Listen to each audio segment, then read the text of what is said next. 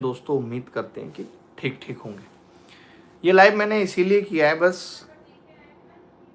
कि मैं तमाम वीडियोस देख रहा हूँ यूट्यूब पे। बहुत सारे वीडियो आ रहे हैं बैक टू बैक, इतने सारे वीडियो आ रहे हैं, ये प्रॉब्लम हो रही है, वो प्रॉब्लम हो रही है, तमाम तरीके की प्रॉब्लम चल रही है। आपको पता है कि ये सब प्रॉब्लम मेरे पास है पहले से, और मैं लगभग 2 महीने, आपको पता ही है, से इन सब चीज़ों को बहुत एक्टिव होकर के देख रहा हूँ सब चीज़ों को। कई बार तो आप ऐसे समझिए कि जो न्यूज़ आप सुबह अखबार में पढ़ते हैं, तो वहाँ के बच्चे भी हैं, वहाँ पे भी हमारे जानकार लोग हैं जो ये बता देते हैं कि ये खबर आई है और हम इस पे न्यूज़ बना रहे हैं। मुझे एक दिन पहले पता चल जाती है वो न्यूज़, ठीक है। अच्छा, मैं आपसे पूछना चाहता हूँ कि अगर हम सिर्फ प्रॉब्लम्स पे ही बात करते रहेंगे तो क्या कभी सोल्यूशन निकल के आ पाएगा? इनफैक्ट और नेगेटिविटी फैलती चली जाएगी।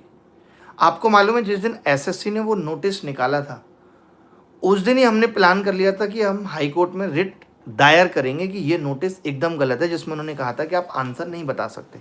और उस नोटिस की वीडियो में भी आप सुनेंगे तो आप देखेंगे, मैंने कहा था कि ये बच्चों को रोक रहे हैं ताकि अंदर की जो खामियां हैं वो बाहर ना आए। और यही हुआ। अब उन्होंने एक और नोटिस निकाल के बता दिया कि आप डाउनलोड भी नहीं कर सकते। आप सबको पता है कि ये बात पहले ही पता चल गई थी, जब हम एसएससी ऑफिस गए थे उस वक्त ही ये बात हमने रखी थी कि आपका 70% 80% पेपर रिपीट हुआ है। 25 तारीख वाला 26 में, या 23 तारीख वाला 24 में रिपीट हुआ है। तो उन्होंने कहा था अरे नहीं, ये तो हम सरप्राइज दे रहे हैं। तो ये सब बातें रिपीट हुआ है, हमें सब पता थी। आप बताओ, एसएससी फेज एक्स की प्रॉब्लम पे हम लोग इतनी बार चर्चा कर चुके हैं, इतनी बार चर्चा कर चुके हैं, और सिर्फ चर्चा से बात बनेगी भी नहीं। आपको ये लड़ाई लड़नी पड़ेगी और कोर्ट जाकर लड़नी पड़ेगी, जो कि हम बहुत बेहतर तरीके से कर रहे हैं। बट बार बार सिर्फ प्रॉब्लम्स पे बात करके और खून खौला लेने से कुछ नहीं होगा। अभी आप सोचिए, इतने दिनों से मैं हाथ जोड़ जोड़ के सबसे गुजारिश कर रहा था, भाई आगे आओ, थोड़ा सा फाइनेंशियली मदद करो, थोड़ा बहुत फाइनेंशियली मदद करो। अब अचानक से जब प्रॉब्लम्स बाहर आती हुई दिख रही, अरे अब जल्दी से करो। तो देखिए, कोई पेड़ पे पुआ नहीं है कि बस आप गए कोर्ट, आपने बताया ऐसा हुआ है और तुरंत खत्म हुआ और आपको न्याय मिल गया। ऐसा नहीं होता है, एक लड़ाई लड़नी पड़ती है। आपने देखा खुद, रुड़की वाले स्टूडेंट जिनको पेपर में कम टाइम मिला था, जिनके साथ गलत हुआ था, फरवरी में कोर्ट गए, सितंबर में डिसीजन आया कि इसको कंपनसेट करो नॉर्मलाइज करके। तो कोर्ट की लड़ाई में वक्त लगता है भाई। अब आपको पता होगा कि फ्राइडे को हमने जज साहब के सामने सुप्रीम कोर्ट में ये मेंशन करा कि भाई अभी इस मामले को सुनना बहुत अर्जेंट है। उन्होंने कहा कि नहीं भाई, अभी लिबर्टी और लाइफ के केसेस ज़्यादा अर्जेंट है। जिन लोगों की लाइफ का सवाल है, जिन लोगों की स्वतंत्रता का सवाल है, उनको एक दिन भी अगर वो सही हैं तो उनको जेल में नहीं रखा जा सकता है। तो अभी दुर्गा पूजा की छुट्टी थी, तो उस दिन वो मैटर प्रायोरिटी पे नहीं गया, वो इतना इंपॉर्टेंट नहीं लगा कोर्ट को। तो हम ये नहीं कह सकते कोर्ट से नहीं नहीं नहीं, इंपॉर्टेंट हमारे हिसाब से होगा। हमें कोर्ट के हिसाब से ही चलना पड़ेगा। मैं देखता हूं कि मैं अगर एक दिन वीडियो नहीं बना रहा हूं, कुछ भी नहीं बता रहा हूं, आपको पता है शायद ही ऐसा कोई दिन जाता होगा जिस दिन किसी भी एडवोकेट से मीटिंग ना होती हो। एक केस चल रहा होता तो भी सही है, एक नहीं चल रहा है। आपको पता है कि एक पीआईएल गई सुप्रीम कोर्ट में, बच्चों ने लगाई, ठीक है, वो अभी चल ही रहा है, आपको पता है, जिसमें नोटिस इशू हुआ। फिर अभी हाई कोर्ट में रिट पिटीशन, जो ये नोटिस इन्होंने निकाला है कि आप आंसर की डाउनलोड नहीं कर सकते, या फिर इन्होंने एक नोटिस ये निकाला है कि कोई भी बाहर अपने क्वेश्चन पेपर को डिस्कस नहीं कर सकता। ये सब कुछ एसएससी ने एकदम तानाशाह तरीके से किया है, जो कि बिल्कुल गलत है, एकदम गलत है। तो इसके लिए हमने बोला कि भाई ये रिट के थ्रू हाई कोर्ट में जाना चाहिए और इस नोटिस को कैंसिल कराना चाहिए। ये आप ट्रांसपेरेंसी को दबा रहे हो। आप बताओ, आप जिस रिमोट एक्सेस की बात कर रहे हैं, आज भी आपने न्यूज़पेपर में पढ़ा, मैंने आज से 15 दिन पहले नहीं बताया था कि रिमोट एक्सेस चल रहा है, जो एक वीडियो में बना के गया था। आपको पता है, उसके लिए मैं 2 शहरों में भी गया था, ये करके कि यार मैं स्ट्रिंग ऑपरेशन करूंगा, कैमरे में रिकॉर्ड करूंगा। सब नहीं हो पाई थी बात, सामने वाले को शक हो गया था, उसने नहीं दिखाया अपना सेंटर, समझ रहे हैं। तो हम कोशिश हर तरीके से कर रहे हैं, जो आप सोच नहीं सकते वो कोशिश कर रहे हैं। आप यकीन मानिए कि अगर मैं वीडियो बनाने पे आ जाऊं, सिर्फ वीडियो जारी करूं, तो दिन में मेरे 40 के आसपास वीडियो बनेंगे। अभी वकील से ये मीटिंग हुई, मैं आपको फाइनल निष्कर्ष बताना चाहता हूं। अभी आपकी पता है वो वाली हालत हो गई है, क्योंकि आप ना पढ़ाई कर रहे हैं और ना हम पढ़ा रहे हैं, कुछ काम हो नहीं रहा, तो आपकी वो वाली हालत हो गई। एक छोटा बच्चा होता है ना, वो पहले कहेगा मुझे टॉय चाहिए, मुझे टॉय चाहिए, आप उसे टॉय ऑर्डर कर दीजिए एक बार। जेप्टो या ब्लिंकिट से 10 मिनट में आना है टॉय, लेकिन 10 मिनट में वो आपसे 50 बार पूछ लेगा, 50 बार गेट पे झांका है, आया नहीं अभी, कब आएगा मेरा टॉय, कब आएगा मेरा टॉय। तो आप समझिए, आप अपनी वो हालत मत करिए कि कब आएगा और रिफॉर्म कब होगा सब ठीक। ऐसे बैठे रहने से कुछ नहीं होगा। आप हर दिन एंजाइटी और डिप्रेशन में जाते रहेंगे, चाहे वो शिक्षक हों चाहे बच्चे हों। आपको जो आप काम करते हैं वो आपको काम करते रहना पड़ेगा। अरे ठीक है, एसएससी में कुछ नहीं हो रहा, आप यूपीएसआई का फ्री मैथ्स बच्चों को यूट्यूब पे पढ़ाना चालू करिए। बच्चे यूपीएसआई के लिए तैयारी करना शुरू करें। जिनको लगता है कि नहीं मेरा मेंस हो गया, क्योंकि एसएससी ने जिस वेंडर को ठेका दिया उसने बड़ी चालाकी से सीजीएल में काम किया। उसने क्या किया, 20,000 बच्चों के लिए नोएडा जैसी जगह पे सेंटर्स बना दिए ताकि यहाँ पे वो आग ना पनपे, बट बाकी सब जगह वैसा ही रहा, कहीं रिमोट एक्सेस हो रहा है। और इस बार ये भी है कि एसएससी में वेब कैम नहीं था, तो एसएससी कोर्ट में ये नहीं साबित कर पाएगी कि हमारे पास ये ऑप्शन है कि हम बच्चे का लॉक चेक कर सकते हैं, उसने कितनी देर पेन चलाया है, नहीं चलाया, आंखें कहाँ थी, ये सब भी एसएससी नहीं कर सकता है। तो एसएससी में बहुत खामियां हैं। एसएससी पूरी तरीके से बर्बाद हो गया है। मैं सब कुछ मान रहा हूँ, रिमोट एक्सेस हो रहा है। आप भी मानते हैं कि अगर 2 खबरें आ रही हैं इसका मतलब ये काम 100 जगह हुआ होगा। 100 जगह चोरी होती है तब कहीं जाके 2 जगह खुल पाती है।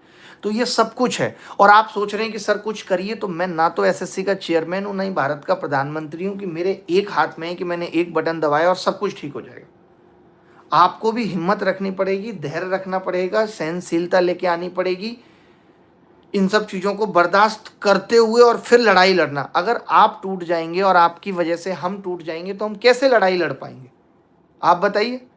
और सब शिक्षक भी धीरे धीरे साथ आ रहे हैं, बाकी लोगों को भी साथ आने की ज़रूरत है क्योंकि एक लंबी लड़ाई है और करोड़ों की लड़ाई है। करोड़ से नीचे की तो ये लड़ाई नहीं है। और कुछ लोग ये भी सोचते हैं कि हमने सपोर्ट किया तो हमारे बारे में नहीं बताया गया, तो वो भी बताना ज़रूरी है। मुझे तो 1 सेकंड पता नहीं रहता। 1 सेकंड ये भेज देना ज़रा कि किस किस शिक्षक ने कितने कितने पैसे दिए, एक बार उनका धन्यवाद करना भी ज़रूरी है। फटाफट से भेज दो, ठीक है। तो बाकी कोर्ट केस की लड़ाई। एक और मैंने क्या बताया, एक टेंडर प्रोसेस को चैलेंज करने के लिए भी सुप्रीम कोर्ट में पीआईएल लगी है। आपको पता है ये बात कि टेंडर प्रोसेस को चैलेंज करना है कि टेंडर प्रोसेस ही गलत था, गलत तरीके से गलत कंपनी के हाथ में एग्जाम कराने का ठेका दिया गया, तो वो कंपनी ने भरपूर गलत बच्चों के साथ किया है, जिस एंगल से भी हो सकता था। मैं जो आपको पहले बता रहा था कि ये रिमोट एक्सेस कर रहे हैं, पहले 1 लाख 2 लाख, कहीं तो इन्होंने 15-15 20-20 लाख में भी ठेके लिए कि हम आपका एग्जाम क्लियर करा देंगे बच्चों से। बट वही है कि ऐसे लोग भी हैं, मैं तो उन्हें बच्चा भी नहीं मानता, जो खुद पैसे दे रहे हैं और ये सब चीज़ें कर रहे हैं। आपको कुछ बोलना है, कहना है तो आप कर सकते हैं। जो मेरे पास चीज़ें थी वो यही थी कि जो सेंटर आपने देखा जिस पे रिमोट एक्सेस हुआ था, आपको पता है ये सेंटर पहले टीसीएस के पास था। कुछ दिन पहले ये एचपीसीएल के दौरान रिमोट एक्सेस इसमें जब हुआ तो टीसीएस ने इसे रद्द कर दिया था, और रद्द करने के बाद एडुकेटी ने इसे किराए पे ले लिया। यानी जो सेंटर्स रिजेक्टेड थे, ये बात मैंने पहले भी कही थी, प्रोटेस्ट के टाइम पे भी कही थी कि एक सेंटर एफिलिएशन बोर्ड होना चाहिए। सोचिए, जो सेंटर एक कंपनी रिजेक्ट कर देती है, बिना नाम बदले उसे दूसरी कंपनी हायर कर लेती है, किस बिहाफ पे? यानी आप चोर को कितनी बार आजमाओगे? आंसर की पे मैंने बात कर ही ली। आपको बच्चे भेज रहे हैं कि सर आंसर की शेयरेबल नहीं है, तो इस पे मैं आपसे बात कर चुका हूँ। ये ट्रांसपेरेंसी ख़त्म करने का पूरा इन्होंने जरिया बना लिया है। तो ये बात तो है कि रिमोट एक्सेस हो, सारी चीज़ें जो हो रही हैं, बहुत बड़े लेवल पे करप्शन है और इसे पूरा क्लीन करने में थोड़ा वक्त लगेगा। आपको भी धैर्य रखना पड़ेगा। मैं टीचर्स का भी देखता हूँ, बहुत सारे टीचर्स वीडियो जारी करते हैं, कोई हमसे अपील करता है या कोई किसी से भी अपील करता है, तो ऐसे किसी के हाथ में नहीं है। मुझे ऐसा लगता है कि सच में शायद हो सकता है इमोशंस में आके शिक्षक भी बह जाते होंगे, बट मैं ऐसे नहीं बह पाता हूँ। मैं माफ़ी चाहता हूँ उसके लिए। मेरे पास तो समझ है, मेरे पास सारी प्रॉब्लम्स हैं, सब कुछ पता है, और मुझे पता है कि किस रास्ते से इन प्रॉब्लम्स को ख़त्म किया जा सकता है। भावुक होकर के, इमोशनल होकर के यूट्यूब पे सिर्फ वीडियो जारी कर देने से समस्याएं नहीं खत्म होंगी। अब आप देखिए ना, मैं आपको अपना फ़ोन दिखाता, जिस फ़ोन से लाइव कर रहा हूँ इसी में आपको पता है कि एक पीआईएल सारी प्रॉब्लम जो एसएससी फेज हो गया, स्टेनो हो गया और सीजीएल को लेकर के हो गया, एक नई पीआईएल सिब्बल साहब के थ्रू भी जा रही है। अब आप समझ सकते हैं कि उनके थ्रू जाएगी तो बात में बहुत दम पड़ेगा, थोड़ा नहीं बहुत दम पड़ेगा। तो इतनी सारी पीआईएल, आपको क्या लगता है कि मैं अपना दिमाग नहीं देता हूँ?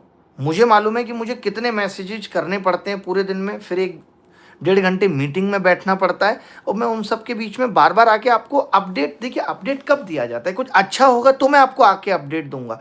मैं हर छोटी बात बता के आपको अपडेट देने का कोई मतलब नहीं है, समझ रहे हैं? और आप सोचो कि हमने उसमें आईए फाइल की थी अर्जेंसी बना करके, वो मैं आपको बता चुका हूँ, और नोटिस चैलेंज कर ही रहे हैं हम आंसर की वाला पूरी तरीके से। सुप्रीम कोर्ट में टेंडर चैलेंज हो ही रहा है।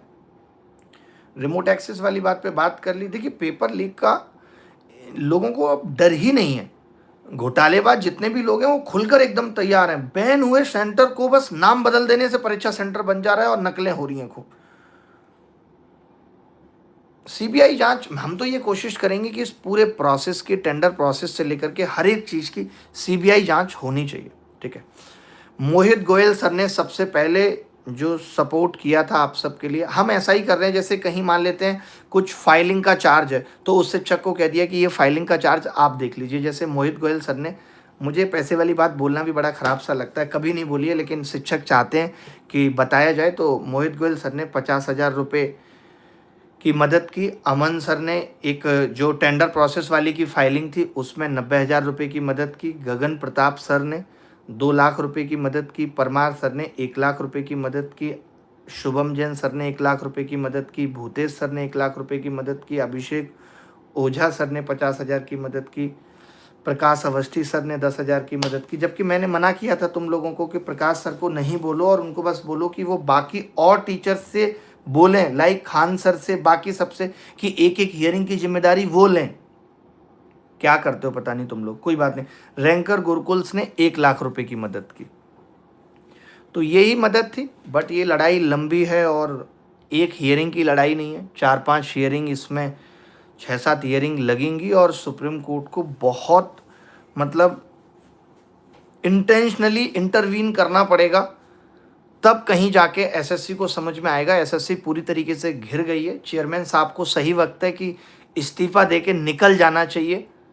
शर्म नहीं उनकी आंखों में बची है, बच्चों जैसी बातें करते हैं, इतने पागलपंती वाली बातें करते हैं। उनके लिए सब नॉर्मल है। 10 बच्चों का रिमोट एक्सेस हो गया, अरे क्या हो गया है? ऐसा लगता है ये भी रिमोट एक्सेस का ही नतीजा है। बच्चों जैसी हरकतें, सेंटर पे जाके घूम के दिखा रहे, मैं एक एक सेंटर चेक कर रहा हूं। अबे ये चेयरमैनी का तरीका है?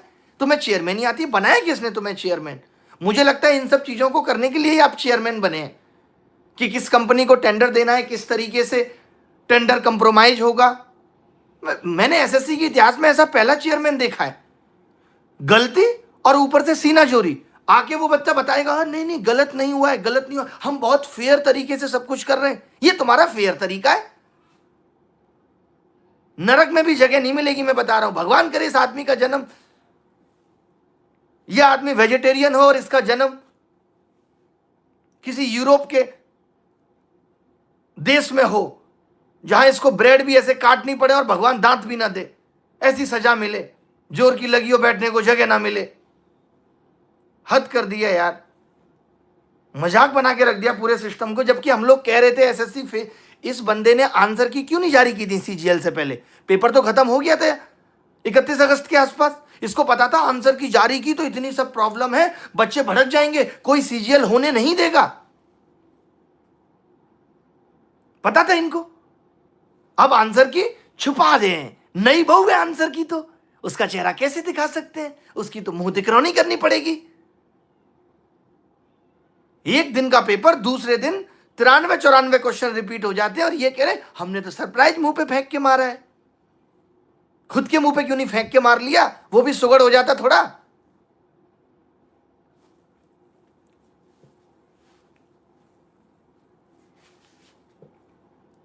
नहीं, आरडब्ल्यूए के लिए एक बच्चा लिख रहा है। आरडब्ल्यूए वाले सर का मैसेज भी आया था, उनसे बात भी हो गई है और उनसे पूरी उम्मीद है।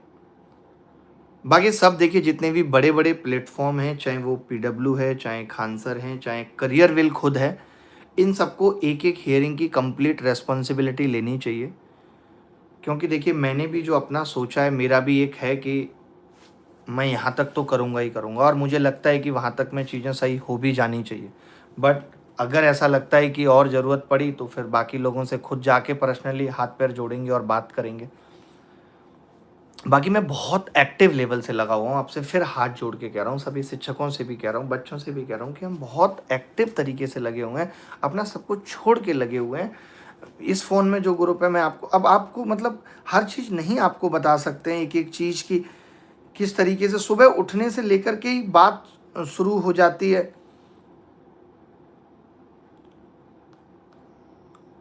आपको लगता नहीं है, हर एक चीज़ देखिए, ये PIL वाला ग्रुप है, इसके अंदर सारे नोटिसेस कि हम इसे 1 रिट में कर सकते हैं, 2 रिट में कर सकते हैं।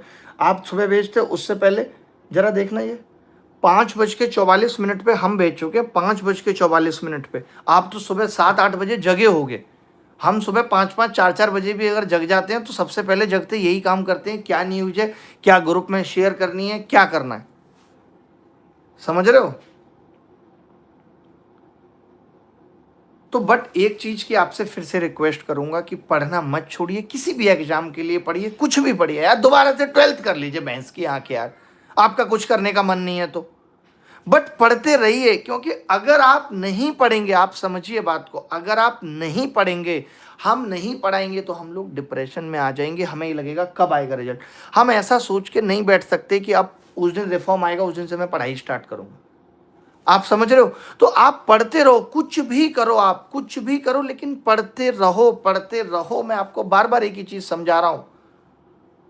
आपको क्या लगता है कि मुझे बहुत अच्छा लग रहा है, आज से मैं मेंस की क्लासेस स्टार्ट कर रहा हूं, 29 सितंबर से रात को 9 बजे यूट्यूब पे भी होगी आज क्लास। क्या लगता है आपको कि हमें बहुत अच्छा लग रहा है? आप देखेंगे मेरे पढ़ाते वक्त कि मैं बहुत खुश हूं? नहीं, हमें बहुत अच्छा लग रहा नहीं, लेकिन वो प्रोसेस करते रहना पड़ेगा। आप देखो, मैंने 1 महीने बिल्कुल नहीं पढ़ाया, मुझे खुद इतना लो फील होने लगा, इतना कॉन्फिडेंस टूटने लगा।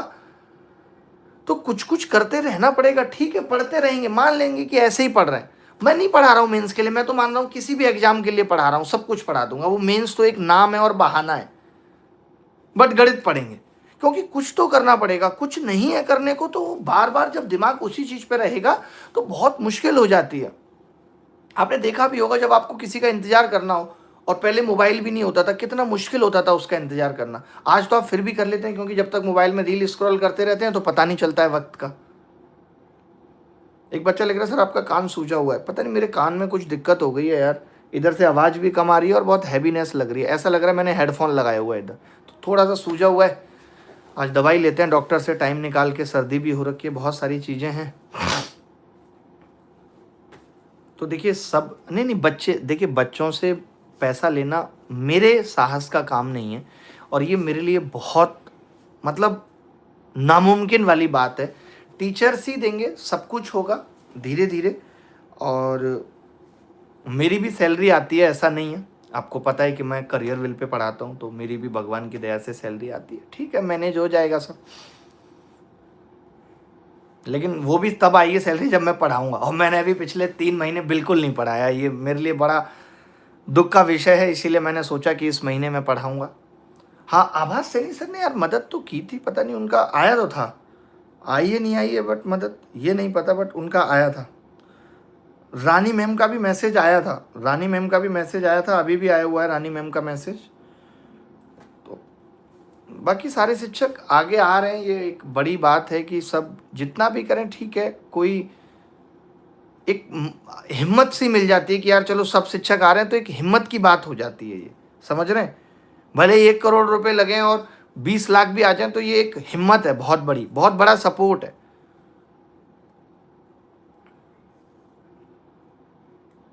बाकी मैंने जितने भी नाम लिए, कहीं ऐसा ना हो कि मैंने कोई नाम में मिस कर दिया और कोई मैसेज किसी शिक्षक का पढ़ा हो मैंने ना देखा हो। मैं देख लेता हूँ आपके सामने, वरना वो मुझे कहेंगे फिर।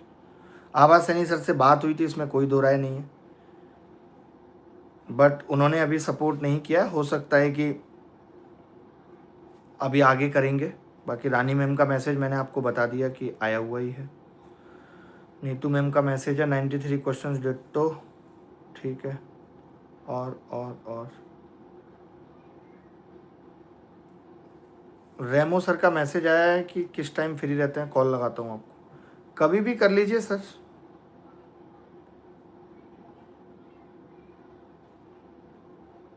और अभी किसी का मैसेज नहीं आया, हो सकता है मेरे पास नंबर ना सेव हो। तो बाकी अभी बहुत बड़े बड़े लोग हैं जिनको आना चाहिए आगे। ठीक है, तो चलो ख्याल रखो आप अपना, मैं यही कहूँगा। और रात को मिलते हैं 9 बजे आज, ठीक है, रात को 9 बजे मिलते हैं। और बाकी बस पढ़ते रहो, यही कहूँगा कि लड़ाई लड़ी जा रही है, ये मत सोचो कि लड़ाई नहीं लड़ी जा रही है। बार बार उन बातों को कह करके मैं शिक्षकों से भी गुजारिश करूँगा कि अभी प्रॉब्लम्स पे वीडियो बनाना बंद कर दीजिए। अगर आपको कोई नई चीज़ मिलती है तो आप हमें भेजिए डायरेक्टली। आपको पता है कि आपके एक प्रूफ के लिए हमें पूरी वीडियो आपकी देखनी पड़ती है कि कुछ नया तो नहीं है। तो अगर आपके पास कुछ भी ऐसे नए इनपुट आते हैं तो आप हमें भेजिए डायरेक्टली। और जितने भी लोगों ने कंट्रीब्यूट भी किया है तो उनका तो एक ग्रुप भी अलग बना हुआ है जिसमें हम लीगल अपडेट करते भी हैं, तो आप उनके जरिए भी हमें भेज सकते हैं। ठीक है, तो बाकी पढ़ते रहिए, मेहनत करते रहिए। और मुझे नहीं अच्छा लगता है कि बार बार वीडियो, आप ऐसा करिए, मेरा यूट्यूब कम्युनिटी पोस्ट देख लिया करिए। मैं यूट्यूब कम्युनिटी पोस्ट के जरिए अब लंबा भी नहीं लिखूंगा, 8-10 लाइन में आपको अपडेट दे दिया करूंगा। मैं आपकी बेचैनी भी समझता हूँ, आपको लगता होगा यार कि अब क्या चल रहा है, अब क्या होने वाला है, अब कैसे क्या होगा, ये सब आपके दिमाग में भी चलता होगा।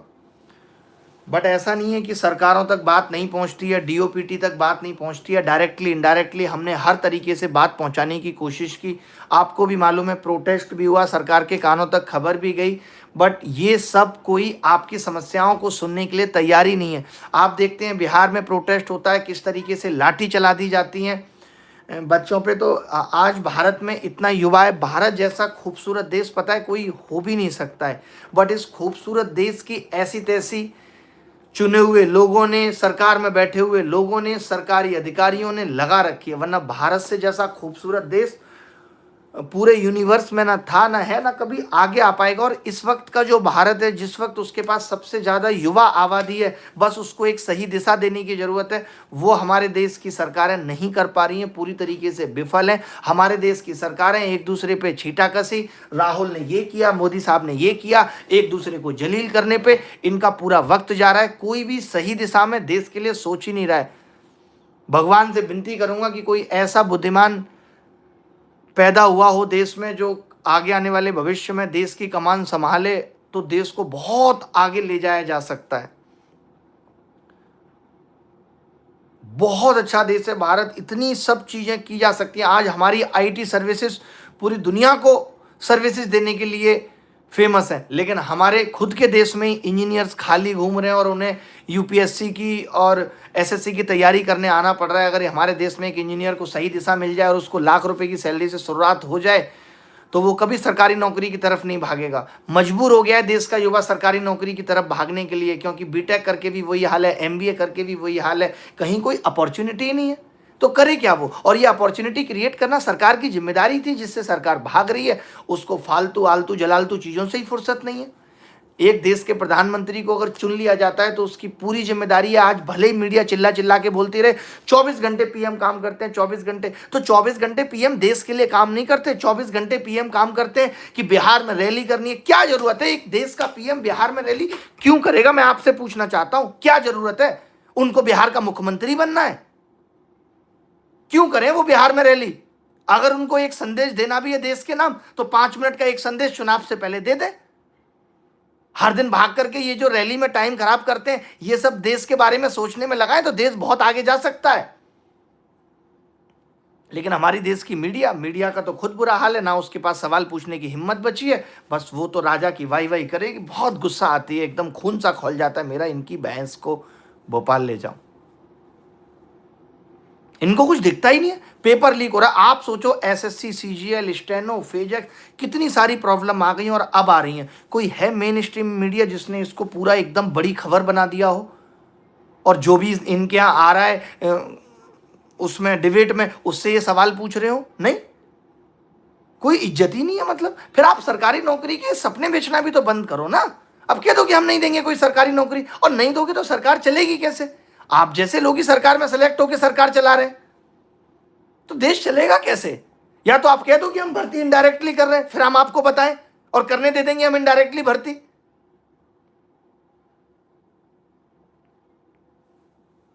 मजाक बना के रख दिया है बिल्कुल। सरकार ने डीओपीटी से कह दिया, डीओपीटी ने चेयरमैन से कह दिया, चेयरमैन एडुकेटी से कह के करो बच्चों का भविष्य बर्बाद। कारोबार बना दिया है, फॉर्म भरवाएंगे टाइम से फॉर्म फीस लेंगे। और आपने देखा जब हम लोग डीओपीटी मिनिस्टर साहब से मिले तो बात हुई कि अब से वो जो 100 रुपये गलत सवाल पूछने के लिए नहीं लिया जाएगा। उन्होंने कहा ठीक है, तो चेयरमैन ने बोला रिफंड हो जाएगा। ये रिफंड थोड़ी, अब ये 100 से 50 पे आ गए।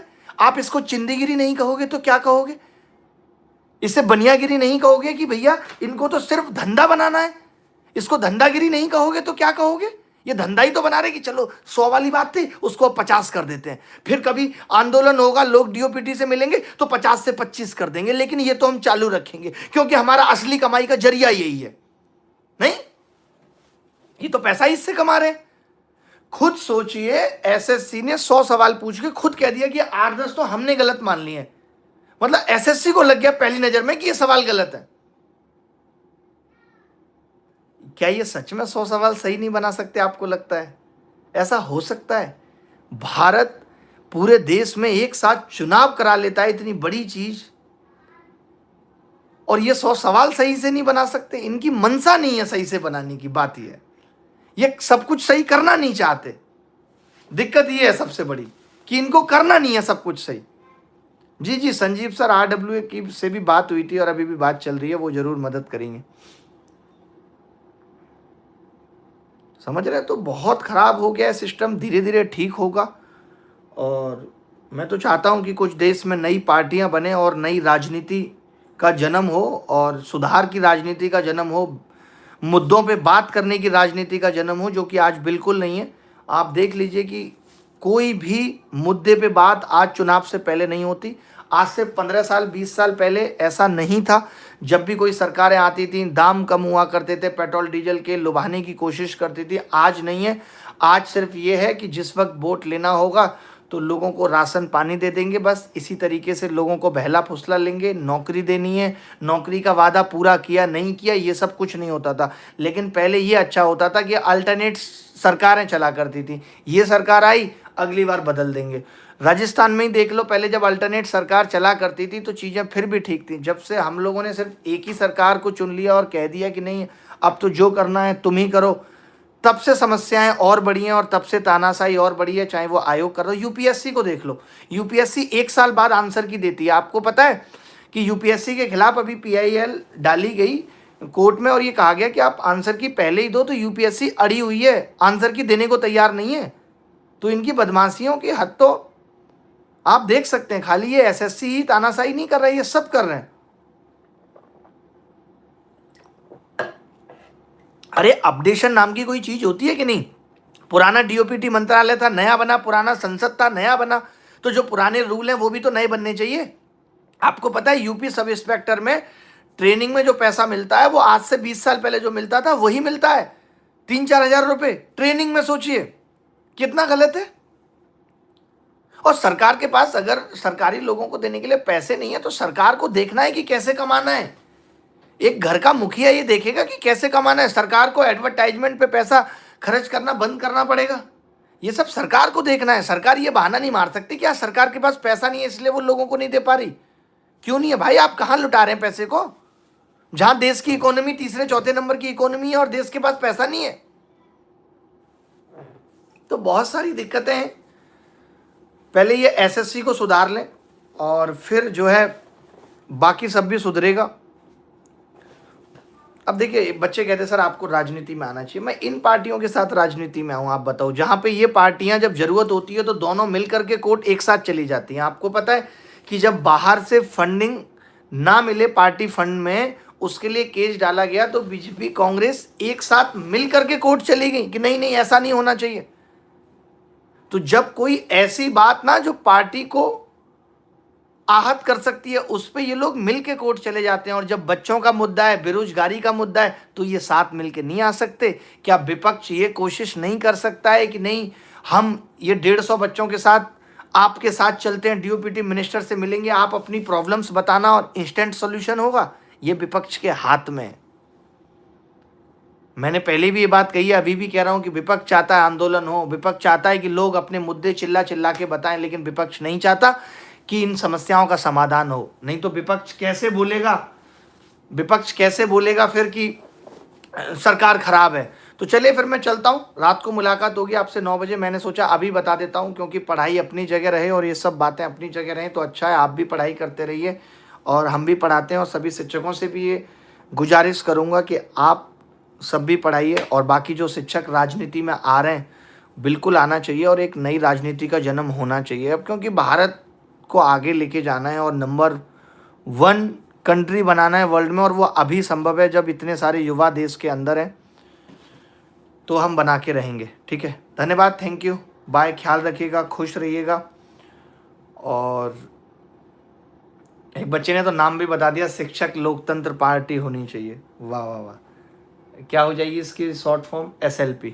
वाह, ठीक है, चलिए धन्यवाद, थैंक यू वेरी मच। और आप ये सुपर चैट में पैसे मत भेजा करिए, बिल्कुल मत भेजा करिए। ऐसे मत सोचा करिए कि आपसे मदद की जो है उम्मीद है, बिल्कुल नहीं। आप बस धैर्य रख लीजिए, इतनी ही मदद आपसे चाहिए कि आप शांत रह लीजिए।